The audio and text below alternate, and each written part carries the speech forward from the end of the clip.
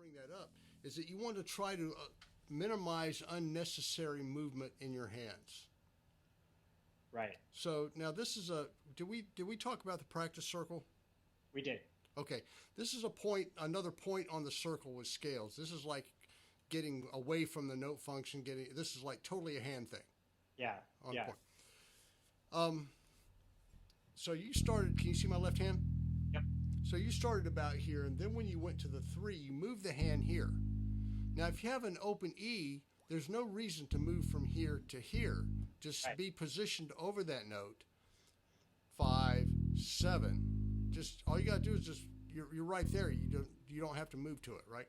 5, 7, I was 1. starting and like I needed to hit 6, but I didn't need to. You're right. Right, so 5, 7. Now you don't have to move for 1, right? Because 1 is open. 3, you just stay right there. So, in the first 4 notes, you can leave your hand literally in one place. 5, 7, 1, 3.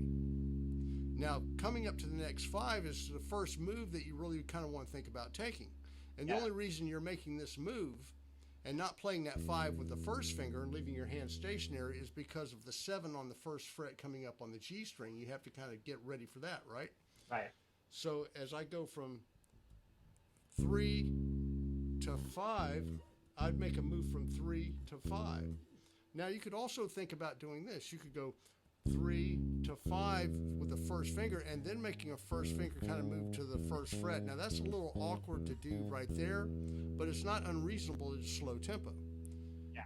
But, by going 3, 5 to second, that sets up the first finger, and then you just go 5, 7, 1. Now when you go back, 1, 7, 5, so you make your move to 3. So basically you have 2 main movements of the actual hand itself that are necessary. Everything else, 5, 7, 1, 3, stay right there.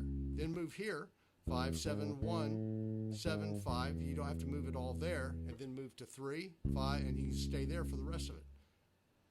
No, that's great. That's good to think about because I was practicing the shape, so moving up and down for all the numbers. But And if you're on fretted notes, you may have to do that, but this case you do not. Right. See, fingering is always relative to the situation of the moment. yeah, So the decisions you make will really just come down to what's happening right there. So in the 5 box, in this particular scale, you don't have to move around much here. yeah. No, that's useful. I definitely hadn't been. So keep an eye, when you're on kind of like a fingering point in the circle, Yeah, be mindful of that. yeah, So That just as you see, and little things like this, like when you're playing slow, it doesn't matter. right. But when you start playing fast and start wanting to really move around, that may come back and knock at your door again. So, Yeah. as they say, deal with the situation before it deals with you. I like that. So I have a question on this. So say, on this D string, I'm not quite sure if I know I'm going down, what to do with these other fingers. Should they ideally be hovering? Should they be on the next string down, just lightly pressing? Or like in this case, They should basically, once the fingers are down on the string, like let's say if I'm on a first finger, Yeah. then 2, 3, and 4 should be floating basically over the same string area, unless there's a reason for them to be somewhere else. Okay. Right. So in this case, there isn't a reason for them to be hovering low over the lower strings or even over the higher ones. Right. So basically, just floating right over that D string. Okay. There's no reason for them to really be anywhere else.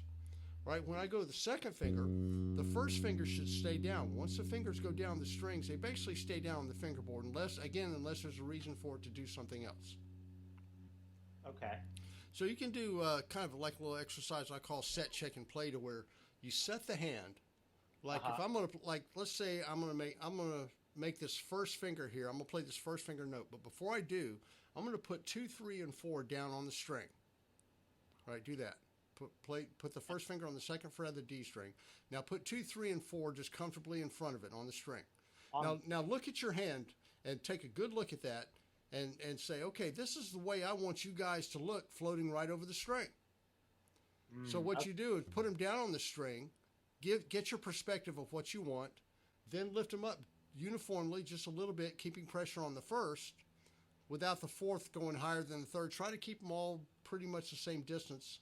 Yeah, yeah. Right? Because they're going to kind of try to float away, once you've released them a little bit. Right. And once you get that, so, set the hand, then check it. Then once you're satisfied with the position, play the note. Then if I go to the second finger, I say, okay, now my second finger is where it needs to be. The first finger's down on the string, comfortably behind the second, but it's touching the D string. Okay. Right? 3 and 4, put them down on the D string right in front of that second finger. Now put them both down uniformly in front. Get the symmetry to where they're even. Yeah. All right. Now, that's kind of how you want those 3 and 4 to look floating over the string. Okay. So once you achieve that, then lift them up just a little bit. See how they're fighting you? Yeah, yeah. And then play that note. So you see, if you do this, it probably won't take very long, but if you spend a little focused time on this fairly consistently, just a few minutes, like maybe 5 minutes or something. Yeah. That, you could take a box and turn this into an exercise that will fix that left-hand thing permanently. Yeah. But you're going to have to spend a little consistent time here. But I've seen this before, and actually I've seen it in much more drastic things to where fingers were all over the place. Why? I definitely noticed my pinky wants to stick up. Yeah, yeah. Yeah, they're going to want to do, and another thing that you're going to notice is when you're thinking about something else, that's when they're going to do it. When they think you're not paying attention and watching them. Really? That's acting up. Yeah, no, I believe it. No, so you got to keep calling them out. But then again, rotate around the circle, because there's going to be some times to when you should just play the box, but just totally concentrate on the note function numbers. And don't worry about it. Because, this kind of stuff you don't get in a day. Yeah. So, maybe, just spend a few minutes on this. Okay, this is what I want you to do. All right, think about it. All right, then go back to calling out no function numbers and just let them do whatever they want. Because like I said, it's not going to happen right away. Yeah. But see, this is a good example of using the practice circle to where you do a little bit of focus on the hand form. Then you just play the box like you were before, and you weren't even thinking about the hands, were you? You were just thinking about the note function and playing the right finger on the right fret, right? Right. So focus, then focus on that.